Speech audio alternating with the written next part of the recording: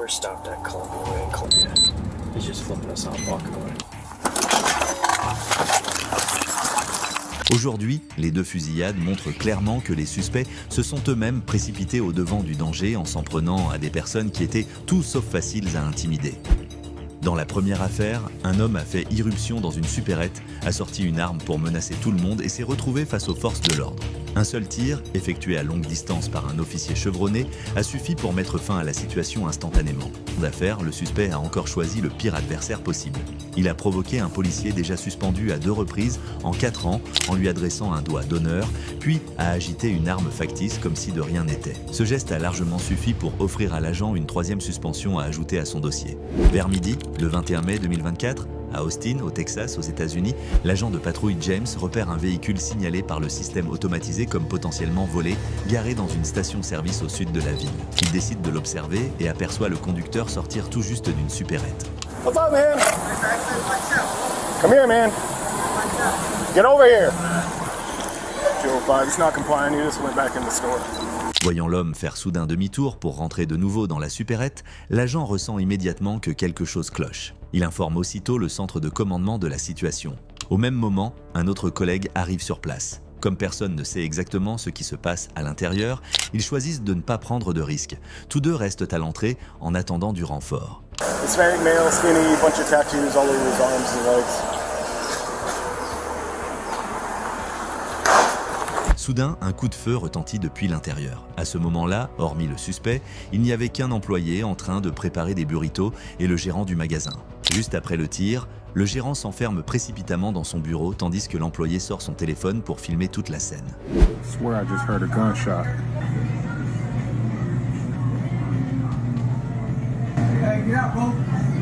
Okay. Get out of the store. Get out of the store, man. Is there a rear exit?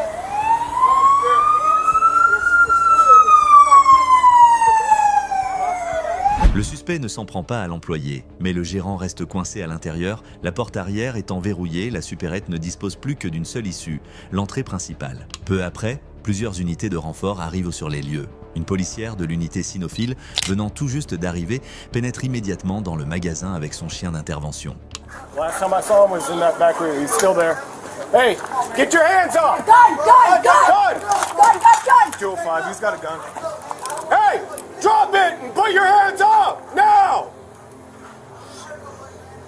Hey, Debbie, come on back out.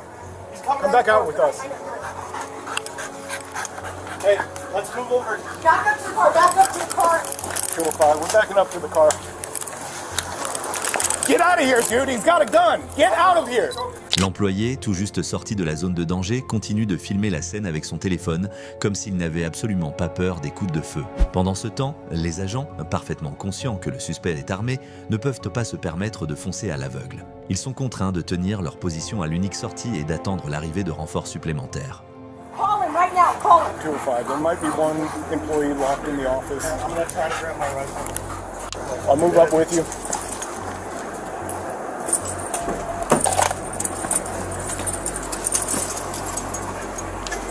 Which gun did he have? Which hand did he have the gun in? Right? You see if it was. I'm sure Charlie's on his way. 205. Can we get a shield started? Well, right now, just stay on the corner of the building, dude. Okay?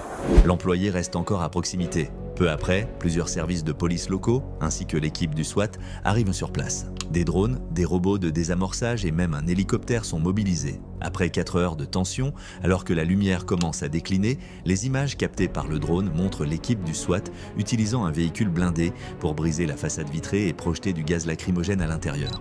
Malgré cela, le suspect reste retranché et refuse de libérer le gérant. Pire encore, chaque fois que la police tente de s'approcher de la seule porte encore accessible, il lève son arme et tire vers l'extérieur.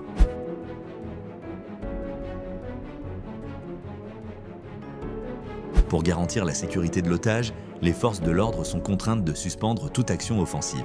Peu après, le suspect, apparemment issu de la communauté mexicaine, profite de ses connaissances en chimie et des produits présents dans la supérette pour fabriquer des cocktails Molotov improvisés qu'il jette au hasard.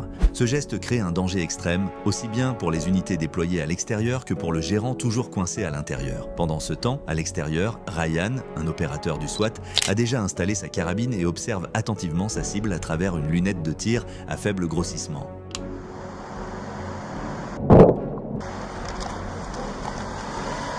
Shot taken, suspect is down. Depuis une distance d'environ 35 mètres, l'officier Ryan met fin à la situation d'un seul tir, la balle allant se loger en plein milieu du front du suspect. Immédiatement après, les unités extérieures se précipitent à l'intérieur pour tenter de lui apporter les premiers soins, mais la blessure est bien trop grave, le suspect ne survivra pas. Hormis l'auteur des faits, personne d'autre n'a été touché. L'homme est identifié comme étant Gonzalez, 35 ans, sans aucun antécédent judiciaire. Mais la malchance était contre lui. Pour sa toute première confrontation avec la police, il est tombé sur Ryan, un vétéran de 16 ans de service, déjà tireur d'élite lors d'un sauvetage d'otages en 2021, où il avait abattu un suspect d'une balle en pleine tête en tirant à travers une fente étroite derrière l'otage. Alpha 1, shot taken, suspect is down. La fusillade de cette fois-ci est jugée conforme aux procédures et parfaitement justifiée. Sauf élément inattendu, la conclusion officielle devrait aller dans ce sens. L'affaire suivante se déroule dans l'après-midi du 8 juin 2024, dans la ville de Vancouver, dans l'État de Washington, aux États-Unis. La police locale reçoit alors une série d'appels signalant un homme accompagné d'un berger allemand au comportement extrêmement agressif posté au bord de la route. Le chien s'était échappé de sa laisse et avait mordu un passant. L'appelant précise également que le propriétaire de l'animal porte une arme de poing. Environ une heure plus tard, deux agents situés le plus près du secteur repèrent l'homme caché sous un pont, non loin du lieu de l'incident. Les images que vous voyez proviennent de la caméra embarquée de l'agent Brandon, qui vient tout juste de reprendre le service après une période de mise à pied administrative. Sur place, Brandon et son équipier se positionnent de manière à encadrer le suspect depuis deux angles opposés, formant ainsi un dispositif d'encerclement. Dès qu'il aperçoit la voiture de police, le suspect réagit en levant son majeur en signe de provocation. We're stopped at Columbia Way in Columbia. He's just flipping us off, walking away.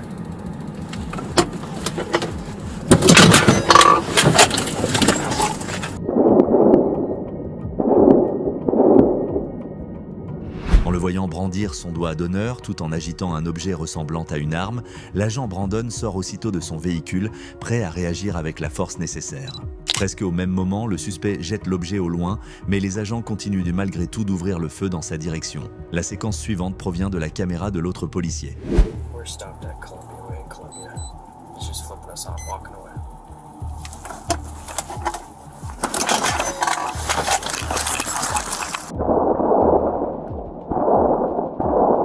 En observant les images, on voit clairement qu'au moment précis où les agents descendent de leur véhicule, le suspect tient effectivement un objet ressemblant fortement à une arme. Cependant, il continue de tirer jusqu'à ce qu'il ne soit plus en état de représenter la moindre menace.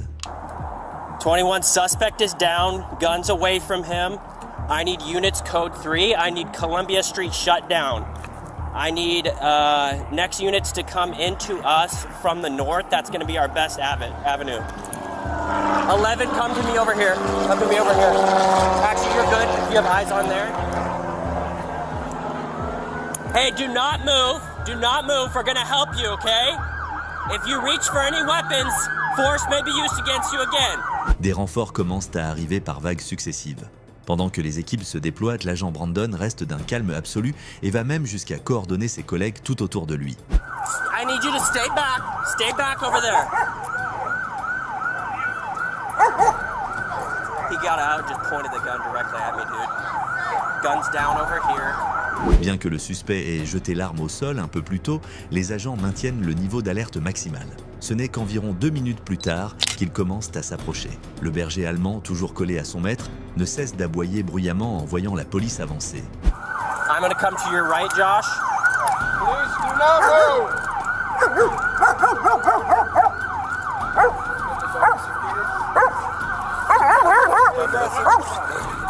Okay.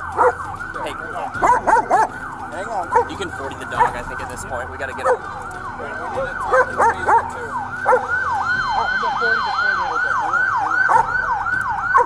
Sheriff David 21, we're trying to take the mainly custody of the dog. It's aggressing at us. 40 the dog. 40 the dog. Comme le chien refuse catégoriquement de s'éloigner de son propriétaire, les policiers sont contraints d'utiliser des projectiles en mousse, un dispositif non létal afin de le faire reculer. Cependant, le chien ne renonce toujours pas. Lorsqu'un agent tente de s'approcher pour attraper la laisse, l'animal se jette aussitôt sur lui, manquant de peu de l'attaquer.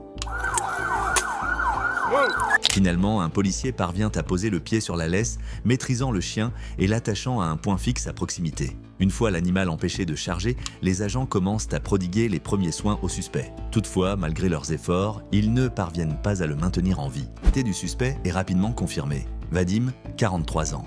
L'arme qu'il avait jetée avant d'être abattu est récupérée et examinée. Et, contre toute attente, il ne s'agissait que d'un pistolet à air comprimé, un jouet. Le berger allemand de Vadim est ensuite confié à une association de protection animale pour être pris en charge. De toute évidence, Vadim a choisi la mauvaise personne à provoquer. L'agent Brandon, 6 ans de service, est déjà impliqué dans au moins 2 fusillades mortelles, dont la plus récente en 2023, lorsqu'il avait ouvert le feu sur un suspect en fuite. Il faut aussi rappeler que Vancouver n'est ni Los Angeles ni Chicago, où la police est régulièrement confrontée à des niveaux de violence très élevés. Ici, la plupart des agents passent de toute leur carrière sans jamais tirer une seule balle. Brandon, lui, en est déjà à 3 suspensions rémunérées en seulement 4 ans. Par ailleurs, sur les réseaux sociaux, de nombreuses voix s'interrogent sur les décisions de Brandon, notamment le fait qu'il ait continué à tirer alors que le suspect avait pourtant jeté son arme au loin. Que pensez-vous de cet événement? Avez-vous déjà vu un cas similaire? Discutons-en ensemble dans les commentaires, juste en dessous. Merci d'avoir regardé notre vidéo YouTube. Pense que la vidéo qui s'affiche à l'écran va vous plaire, cliquez dessus pour la découvrir.